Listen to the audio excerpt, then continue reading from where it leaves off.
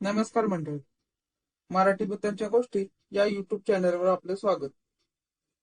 आजच्या आपल्या कथेचा विषय आहे एका बाईचा आत्मा.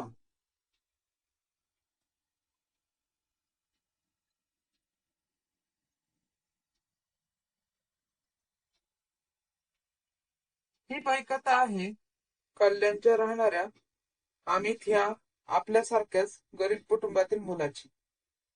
पाहू त्याच्या शब्दात.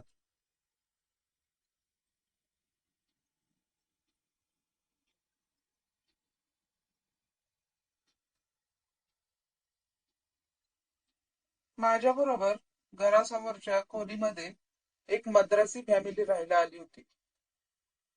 तशी पाहता 5-6 महिने झाले असावे त्यांना येऊन. नवरा, बायको आणि 3 मुलं, असं 5 जणांचं कुटुंब होतं त्यांचं. मुलं काही शाळेत जात नव्हती, दिवसभर घरीच असायची. नवरा दिवसभर मजुरीची कामं करून होईल तेवढ्यात घरच्या गरजा भागवत असत.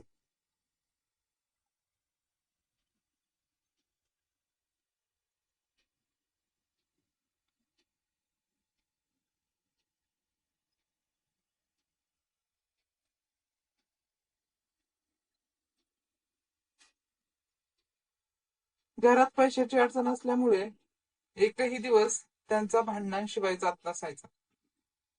रोज रात्री त्यांच्या घरात भांडण असायचे. आमच्यासाठी रोजच असल्यामुळे आम्ही जास्त लक्ष घालत नसत.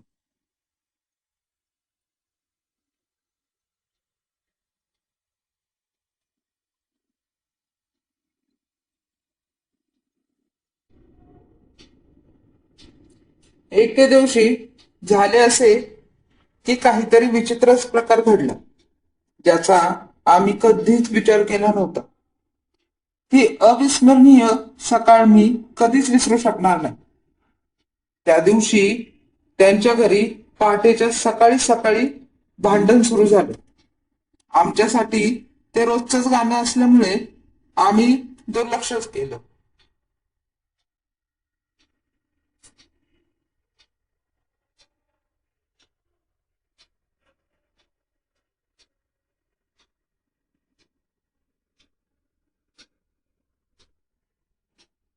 आमच्या सोसायटीचे सार्वजनिक बाथरूम होतं.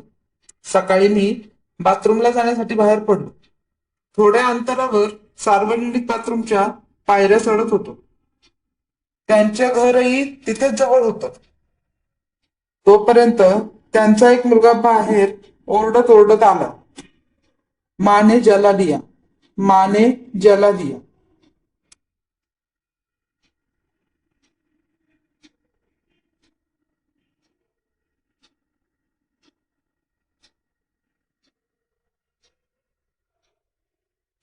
मी पटकन तिकडे धाव घेऊन घरात डोकावून बघितलं, तर त्याच्या आईने आगीने पेट घेतला होता. मी हातातला डब्बा तसाच तिच्या अंगावर ओतला, पण अर्ध्यापेक्षा जास्त पाणी जमिनीवरच पडलं. तिच्या अंगावर खूप कमी पाणी पडलं. सोसायटीतील सगळे एकत्रित जमा झाले. तिच्या नवऱ्याने आग विझवली, पण तिची साडी पूर्णपणे तिच्या अंगातल्या माणसाला तशीच चिकटलेली होती.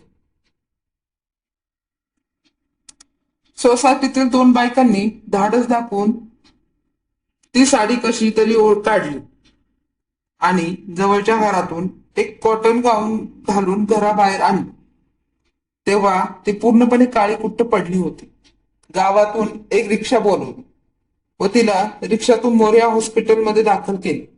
इकडे पोलीस कंप्लेंट झाली, पण तिला ऍडमिट करून घेतलं.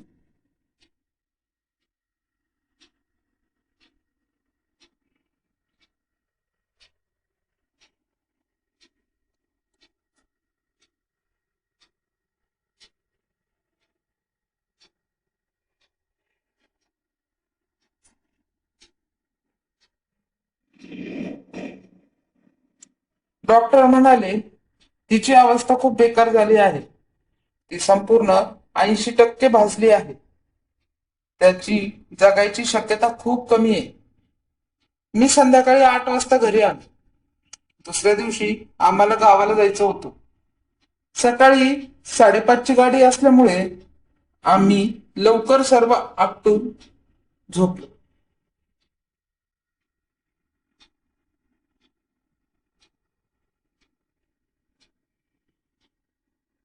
सकाळी लवकर निघालो. 4 वाजता. तिचा नवरा काहीतरी कामानिमित्त चालला होता. तेव्हा मला दिसला. मी त्याला विचारलं, तबीयत कैसी है भाभी की. तेव्हा मला समजलं की रात्री 2 वाजता तिचा मृत्यू झाला.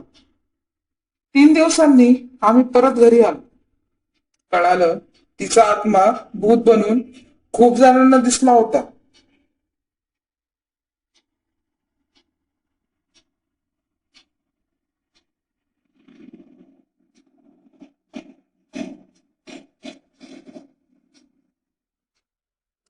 पण माझा काही विश्वास नव्हता. आलो त्या दिवशी मी जरा कामानिमित्त नायगावला गेलो. यायला उशीर होणारच होता. 11 वाजता घरी यायला निघालो. सोसायटीत यायला 11:30 वाजले. सर्वत्र अंधारच होता. त्यातच कुत्रे रडण्याचा एक आवाज येत होता. याच्या आधीही मी भर रात्री घरी आलो होतो. पण इतकी भीती मला केव्हा नाही वाटली जेवढी आज वाटते. आज रात्री काहीतरी विचित्रच देखावा होता. घर अजून थोडं लांब होतं. त्यातच मला पण वॉशरूमला जायचं होतं. सार्वजनिक शौचालयाकडे वॉशरूमसाठी चाललो होतो. जवळच एक बाईक पार्क केली होती.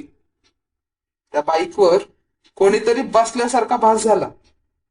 मी पुढे कोण आहे हे पाहण्यासाठी गेलो, पण कोणीच नव्हतं.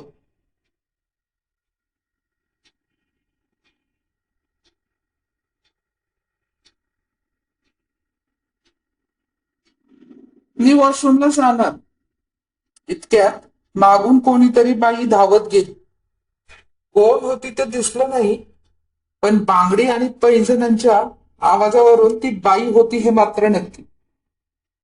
आता एवढं सगळं माझ्या डोळ्यासमोर घडल्यावर मी तर चांगलाच घाबरलो. मी तसाच मागे फिरलो. ते पळत घराकडे सुटलो.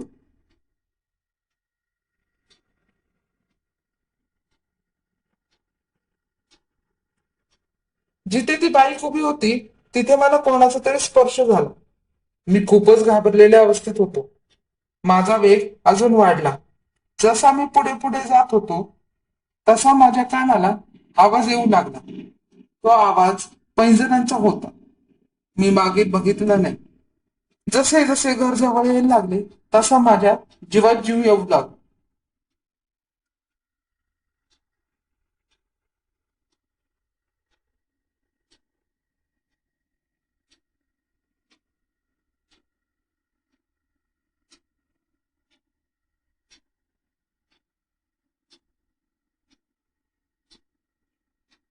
घराजवळ आल्यावर मी जोरात आई बाबांना हाक मारायला लागलो. घरातील सगळे बाहेर आले. मी क्षणात कोणताच विचार न करता सर्वांना घडलेला प्रकार सांगितला. पप्पांनी लगेच गावाकडील माझ्या काकांच्या वडिलांना फोन लावून दिला. गावाला माझे आजोबा मांत्रिक विद्या जाणतात. आजोबांनी शांत राहण्यास सांगितलं आणि फोन ठेवण्यास सांगितलं.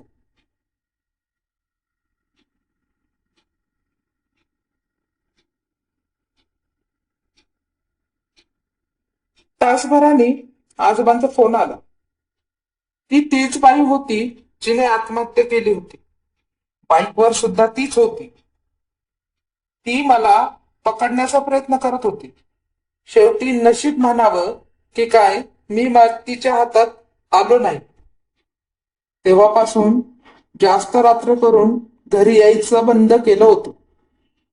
आता मात्र हे सर्व घडल्यापासून लवकरच घरी येतो.